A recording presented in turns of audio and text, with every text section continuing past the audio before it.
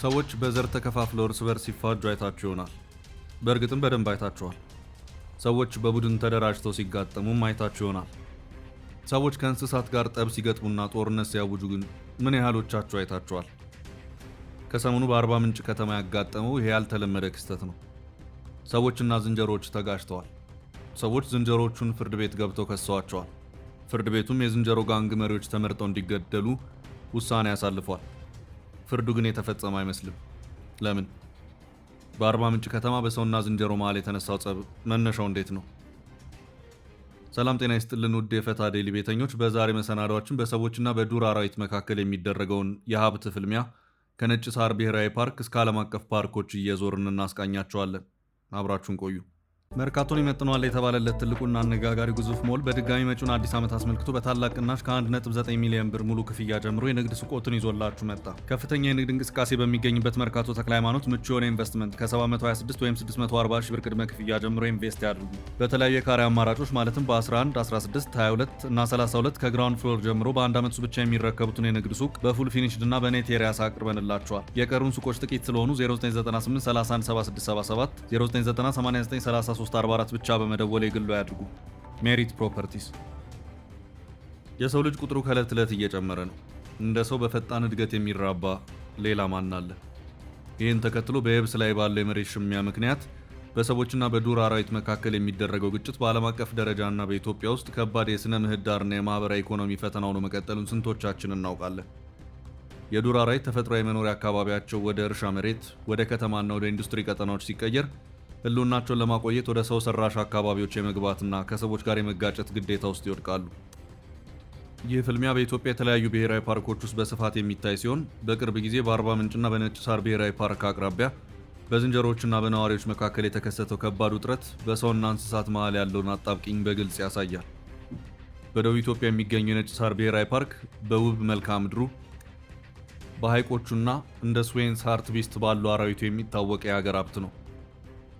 የነጭ ሳር ብሔራዊ ፓርክ መልክዓ ምድራዊ አቀማመጥ የአርባ ምንጭ ከተማን ተጎራብቶ የሚገኝ ነው። በዚህ ምክንያት በአሁኑ ወቅት በፓርኩ አቅራቢያ ባለው የአርባ ምንጭ ከተማ አካባቢዎች በተለይም በአርባ ምንጭ ዩኒቨርሲቲ፣ በአውሮፕላን ማረፊያ፣ በሆስፒታልና በቴሌቪዥን ጣቢያ ሰፈር በሰዎችና በፓርኩ አራዊት መካከል ያለው ግጭት ከፍተኛ የሚባል የስጋት ደረጃ ላይ ደርሷል። በፓርኩ ወሰን መስፋፋትና በከተማ የህዝብ ቁጥር መጨመር ምክንያት የዝንጀሮና የዝንጀሮ ዝርያ እንስሳቶች መንጋ ወደ አርባ ምንጭ ከተማ መኖሪያ ቤቶች በመግባት የነዋሪዎችን የእርሻ አትክልቶችና እህሎች ያወድማሉ። የቤቶች ክዳን ላይ ጉዳት በማድረስ እና ህፃናትና አረጋውያንን በማጥቃት በአካባቢው ነዋሪ ዘንድ ከፍተኛ ፍርሃት ፈጥረዋል። ከቅርብ ጊዜ ወዲህ ደግሞ የቤት እንስሳትን፣ ዶሮዎችንና የፍየል ግልገሎችን ማደንም እንደጀመሩ ሰምተናል። ይህን ችግር ለመቅረፍ የነጭ ሳር ብሔራዊ ፓርክ አስተዳደር ከኢትዮጵያ የዱር አራዊት ልማትና ጥበቃ ባለስልጣን፣ ከኢትዮጵያ የባዮዳይቨርሲቲ ኢንስቲትዩት እና ከከተማ አስተዳደር ጋር በመመካከር በቁጥጥር ስር የተመሰረተ የአራዊት ቁጥር መቀነስ ወይም ኮንትሮልድ ከሊንግ የተሰኘ እርምጃ ለመውሰድ ዝግጅት ማድረጉ የበርካታ ዓለም አቀፍና ሀገር አቀፍ ተከራካሪዎችን ትኩረት ስቦ መቆየቱ የሚታወስ ነው። በሰዎች ደህንነትና በባዮዳይቨርሲቲ ጥበቃ መካከል ያለውን ስስ መስመር የግጭቱን ባህሪና የተፈጠረውን ውጥረት የሚያመላክት ነው። ሰዎች ሄደውባቸው ነው ወይስ እንስሳቱ መጥተው ነው ጥቃቱ የሚደርሱ የሚለው መመለስ ያለበት ጥያቄ ነው። የጀርመን ድምፅ ሬዲዮ DW ይህን ለማጣራት ሙከራ አድርጓል። በሰው ልጅና በዱር እንስሳት መካከል ግጭት መኖሩ ያለ ቢሆንም ምክንያቱ ግን እንደየሁኔታው ይለያያል። አሁን በነዋሪዎችና በዝንጀሮች መካከል የተከሰተው ግጭት ነዋሪዎቹ ወደ ዝንጀሮቹ ሄደው በመስፈራቸው ወይስ ዝንጀሮቹ ወደ መንደሩ በመግባታቸው ነው የሚል ጥያቄ ሊያስነሳ ይችላል።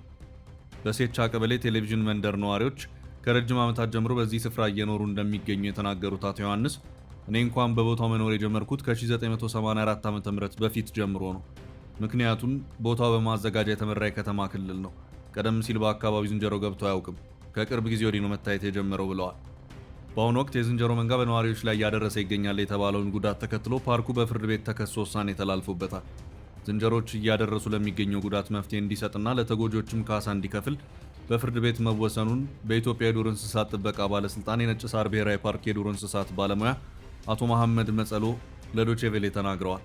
በዚህም የተነሳ የዝንጀሮችን ቁጥር የመቀነስ ስራ መጀመሩን የተናገሩት አቶ መሐመድ የመቀነሱ ስራ እየተካሄደ የሚገኘው የአደን ስልጠና በወሰዱ አልሞ ተኳሾች አማካይነት ነው። ቅነሱ አንድም የፍርድ ቤቱን ውሳኔ ለመፈጸም፣ ሁለትም ለቅሬታ አቅራቢ ነዋሪዎች እፎይታ ለመስጠት ነው ብለው ነበር። ነገር ግን ፓርኩ እየወሰደ ያለው ዝንጀሮችን የመቀነስ እርምጃ በዱር እንስሳት መብት ተቆርቋሪዎች በኩል ትችቶች እየቀረቡበት ይገኛል። ዶቼ ቬለ ያነጋገራቸው ስማቸው እንዳይጠቀስ የጠየቁና በዱር እንስሳትና በተፈጥሮ ሀብት ዘርፍ በተሰማራ አንድ መንግስት ያልሆነ ድርጅት ውስጥ በማገልገል ላይ የሚገኙ ባለሙያ ፓርኩ በቂ ጥናት በማድረግ ሌሎች አማራጮችን ቢጠቀም የተሻለ ነበር የሚል አስተያየት ሰጥተዋል። በሌላ በኩል የዝንጀሮዎች ቅነሳ አዲስ አለመሆኑንና በየተወሰነ ዓመት ተፈጻሚ እየሆነ የመጣ ተግባር መሆኑን በነጭ ሳር ብሔራዊ ፓርክ የዱር እንስሳት ባለሙያ አቶ መሐመድ መጸሎ ተናግረዋል። የዱር እንስሳት መብት ተቆርቋሪዎች ትችት አሳማኝ አለመሆኑን የተናገሩት አቶ መሐመድ ችግሩን የሚያውቀው ቦታው ላይ ያለ ነዋሪ ነው ብለዋል።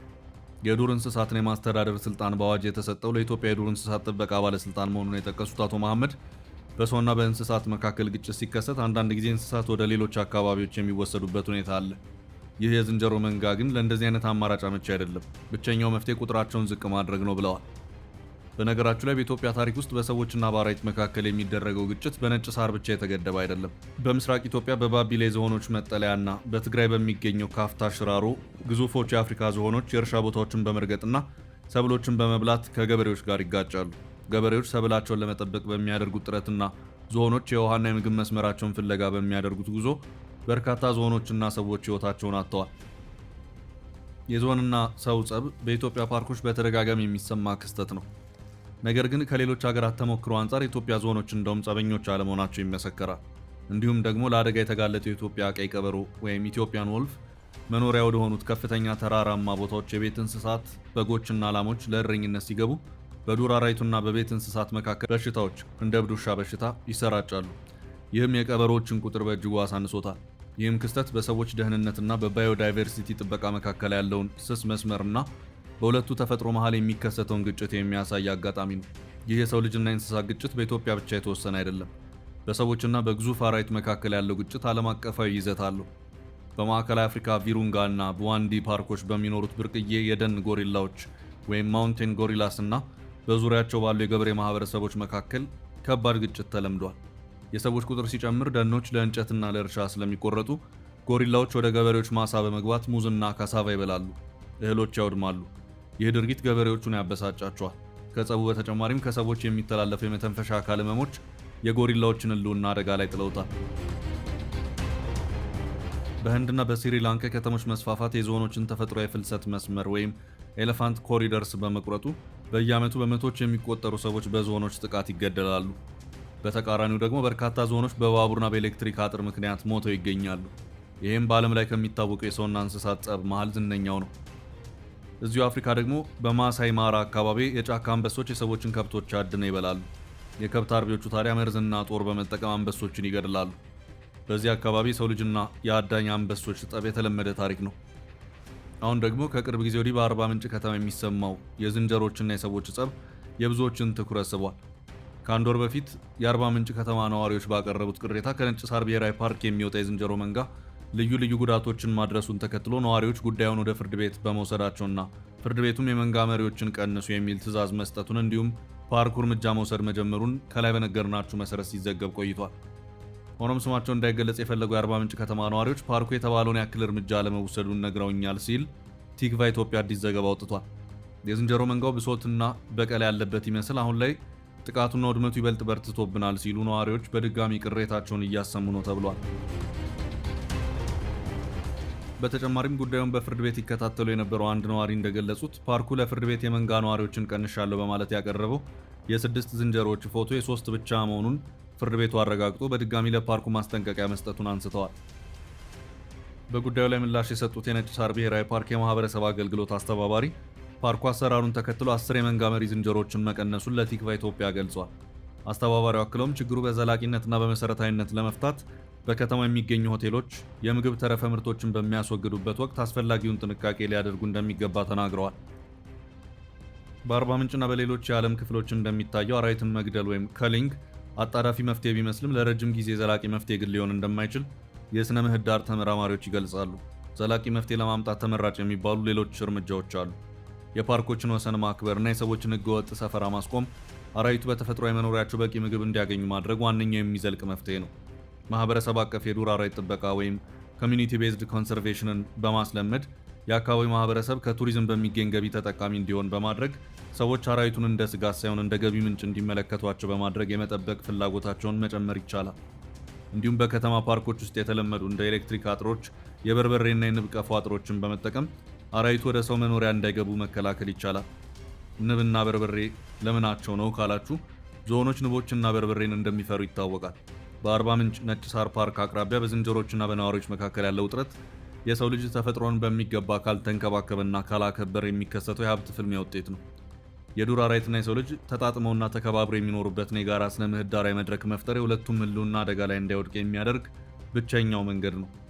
እንስሳቱን በሞት ሳይቀጡ የአካባቢው ነዋሪም የመኖር ስጋት ሳይገባው በጋራ እንዲኖሩ ብሔራዊ ፓርኩ ተስማሚ መፍትሄ ማምጣት ይጠበቅበታል።